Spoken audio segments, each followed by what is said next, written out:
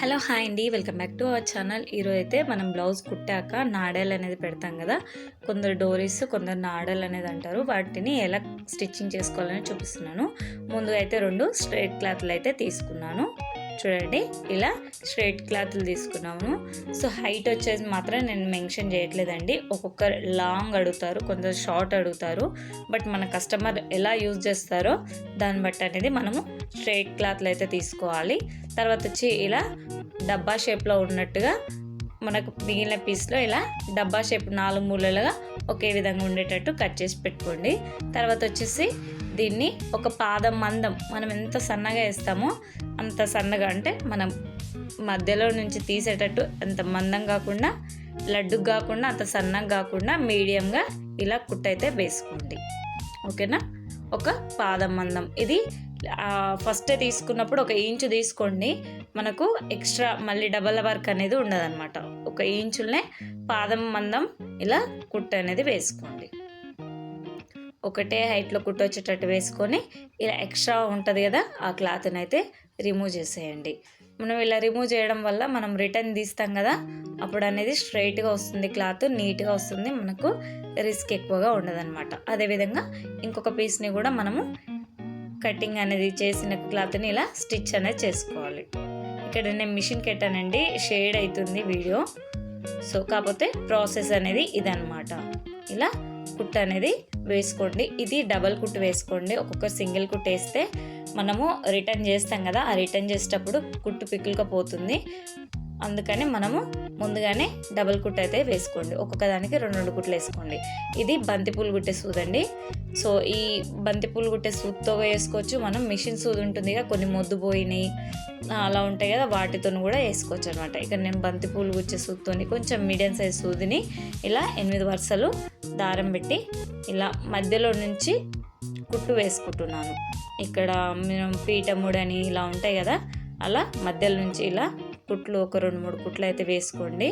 తర్వాత నిడిల్ని బ్యాక్ వైపు ఉంటుంది కదండి, మనం ఎక్కడైతే నిడిల్ ఎక్కిస్తామో ఆ నిడిల్ వైపు ఇలా లోపల కట్టు ఎక్స్ట్రా క్లాత్ని మనం ఇలా బయటికి గుంజితే నీట్గా మనకు నాడ అనేది సన్నగా వస్తుందన్నమాట.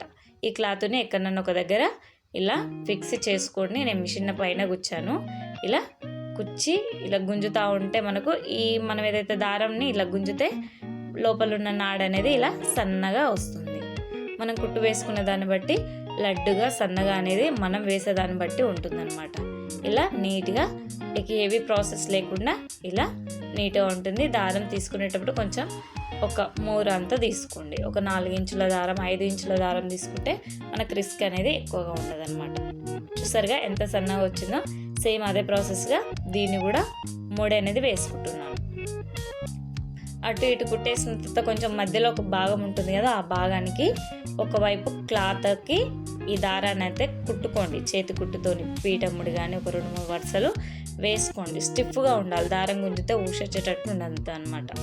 మనం రిటర్న్ చేస్తాం కదా, గట్టిగా గుంజినప్పుడు ఏదైనా స్ట్రక్ అయినప్పుడు ఊడిపోదు అనమాట. సేమ్ అదేవిధంగా ముద్దుగా ఉండే భాగాన్ని ముందుకెట్టేసి ఇలా సన్నగా ఉన్న భాగంతో ఇలా ముద్దుగా ఉన్న భాగానికి అటువైపుకు పంపించుకుంటూ ఎక్స్ట్రా క్లాత్ని ఇట్లా నీట్గా ఇంకో హ్యాండ్తో ఇలా బయటికి గుంజుకొని ఒకవైపు దగ్గర ఫిక్స్ చేసుకొని మన క్లాత్ అనేది ఈ దారాన్ని పట్టుకొని ఇలా గుంజితే నీట్గా లోపల ఉన్న క్లాత్ అనేది నీట్గా ఇలా నాడగా మనకు బయటకు వచ్చేస్తుంది అనమాట. ఈ క్లాత్ని ఇక్కడ చేతి పెట్టాను కదా, రైట్ హ్యాండ్లో క్లాత్ అనేది పట్టుకొని లెఫ్ట్ హ్యాండ్తో ఇలా దారాన్ని గుంజుతుంది. చాలా స్లోగా వస్తుందండి. దీనికి చాలా ఈజీ. కొంచెం బంతిపూలు గుచ్చే దారం డిఫరెంట్ సూదులతో యూజ్ చేయొచ్చు. ఈ మధ్య స్టిక్స్ కూడా వస్తున్నాయి, స్టీల్వి నాడ తీసుకునేటివి కూడా వస్తున్నాయి. మీకు కంఫర్ట్ కావాలి అంటే ఇదైతే ఇంకా ఈజీ ప్రాసెస్ అండి. ఓకేనా? ఎంత సన్నగా వచ్చాయి. వీటికి కింద డోరీస్ వేయడం చూపిస్తాను. హ్యాంగింగ్స్ ఇలా మాదిరి వేస్తారుగా, అవి వేయడం చూపిస్తాను. ఇది డబల్ షేప్ ముందుగానే కట్ చేసుకుంటాం కదా, దీన్ని ఇలా త్రిభుజాకారంలో సమోసా మాదిరిగా ఇలా వేసుకొని క్లాత్ అనేది ఇలా పెట్టుకొని నాడ అనేది పైకి ఉండాలన్నమాట. మనం ఏదైతే సన్నగా పైపింగ్ లెక్క తీసుకున్నామో ఆ క్లాత్ అనేది పైకి ఉండాలి.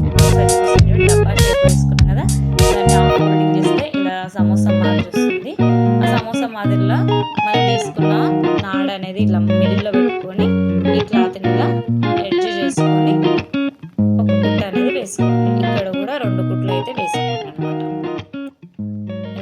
చేసుకొని ఎక్స్ట్రా అనేది కట్ చేసుకోండి. ఇలా ఎక్స్ట్రా కట్ చేయడం వల్ల మనకు నీట్ షేప్ అనేది వస్తుందన్నమాట. ఓకేనా? ఇలా ఎక్స్ట్రా కూడా కట్ చేసుకొని ఇప్పుడు ఓపెన్ చేసి చూపిస్తే చూడండి.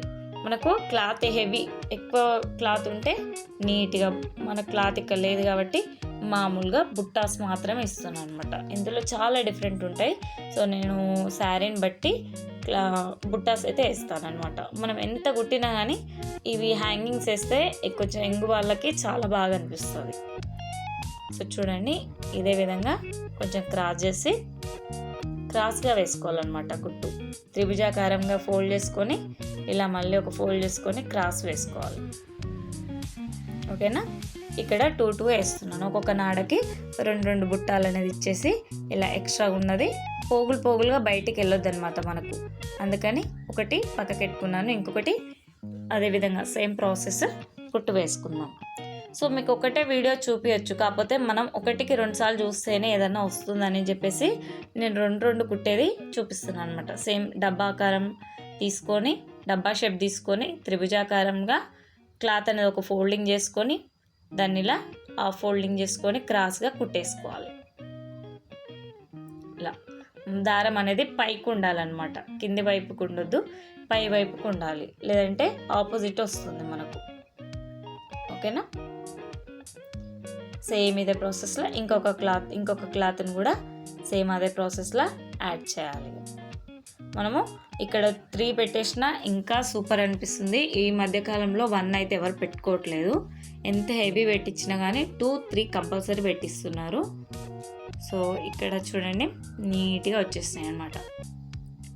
మనము డోరీస్ చాలా బాగేసాం కదా.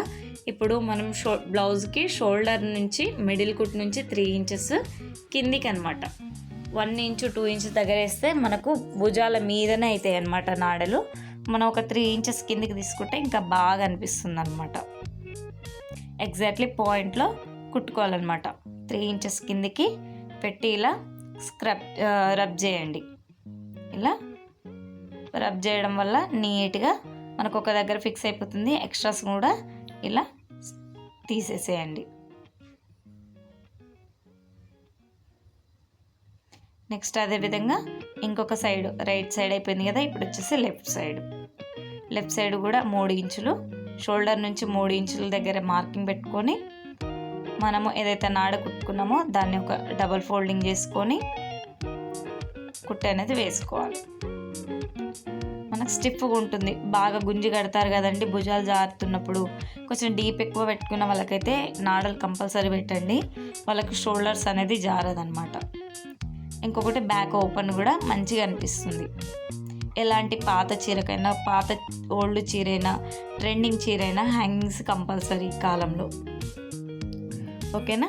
సో చూడండి, రెండిటికి నేను జాయిన్ చేశాను, ఎంత బాగున్నాయో. సో చాలా సింపుల్. కొత్తగా ఎవరైతే నాడలు పెట్టారని వాళ్ళ కోసం అయితే ఈ వీడియో చాలా యూస్ఫుల్ అవుతుంది. నా వీడియో కొత్తగా చూస్తున్న వాళ్ళైతే ప్లీజ్ అండి సబ్స్క్రైబ్ చేసి సపోర్ట్ అనేది చేయండి. థ్యాంక్ యూ సో మచ్ అండి.